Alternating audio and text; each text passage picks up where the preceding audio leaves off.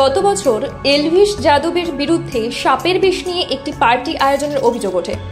তিনি বারবার সেই অভিযোগ অস্বীকার করেছিলেন, কিন্তু শেষ পর্যন্ত সাপের বিষের ঘটনায় রবিবার নয়ডা পুলিশ তাকে গ্রেপ্তার করেছে।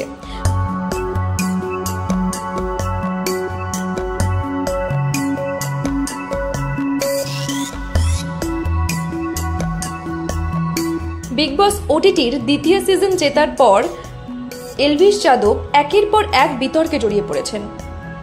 গত নভেম্বরে সাপের বিষের সাথে জড়িত একটি পার্টির আয়োজন করার জন্য তার এবং অন্য 6 জনের বিরুদ্ধে অভিযোগ ওঠে।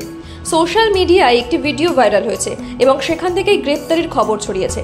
সেখানে দেখা গেল এলভিস সহ 6 জনকে বন্যপ্রাণ সংরক্ষণ আইনের আওতায় আটক করা হয়েছে। এই ঘটনায় 5 জনকে গ্রেপ্তার করা হলেও এলভিসকে শুধু জিজ্ঞাসাবাদ করে ছেড়ে দেওয়া হয়েছিল।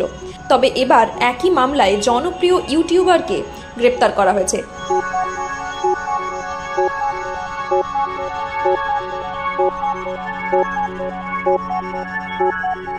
এলভিসের জন্ম হরিয়ানায়। জন্মসূত্রে তার নাম সিদ্ধার্থ যাদব।